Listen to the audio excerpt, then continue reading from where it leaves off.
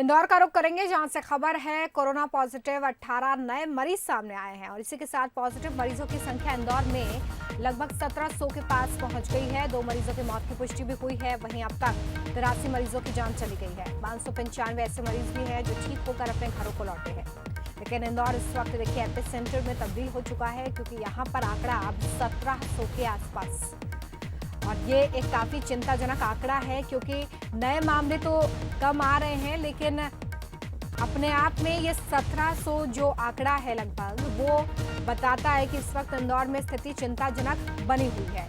सीधे हम इंदौर का रुख कर रहे हैं। पीयूष पारे हमारे साथ लाइव जुड़ चुके हैं, हमारे संवाददाता। पीयूष, कोरोना संक्रमण को लेकर इस वक्त देश में जो आंकड़े सामने आ रहे हैं वो भी काफी डरावने हैं, जहां पर मई का महीना जो है उसमें कोरोना संक्रमण सबसे ज्यादा रफ्तार पकड़ता हुआ नजर आ रहा है। और इंदौर की बात करें तो नए मामले जरूर कम आ रहे हों लेकिन अपने आप में लगभग 1700 संक्रमित मरीज, ये चिंताजनक अभी भी इंदौर के लिए है।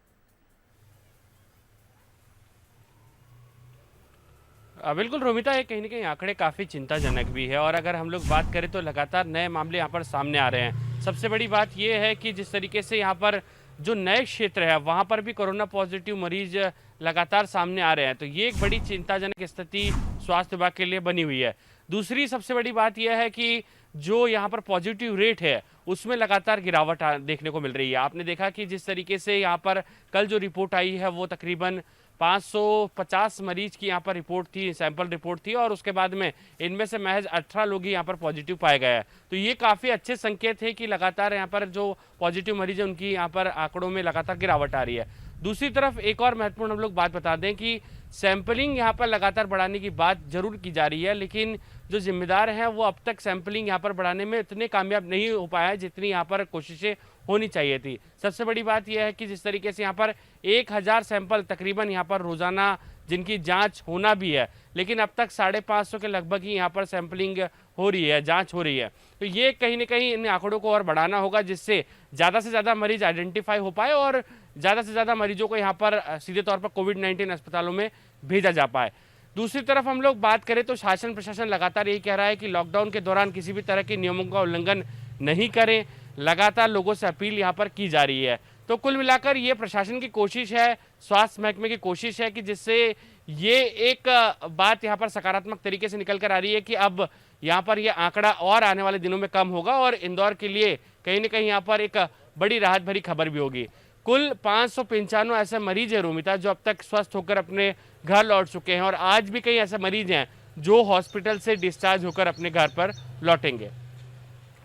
पीयूष, बिल्कुल ये एक बड़ा विषय है कि अगर सैम्पलिंग बढ़ाई जाती है, इसका दायरा बढ़ाया जाता है तो नए मरीजों को जल्द से जल्द आइडेंटिफाई किया जाएगा क्योंकि बाकी देशों में भी जहां पर संक्रमण के मामले अब कम हैं वहां पर यही वो तमाम चीज़ें हैं जिस पर काम किया गया। एक तरफ इस पर तो हम बात कर ही रहे हैं पीयूष कि संक्रमण के मामले बढ़ रहे हैं लेकिन दूसरी तरफ अगर हम प्लाज्मा थेरेपी की बात करें जिसको लेकर मध्य प्रदेश में मंजूरी भी दी गई है, प्लाज्मा थेरेपी इस वक्त उन मरीजों के लिए एक वरदान साबित हो रही है जो काफ़ी गंभीर हालत में है।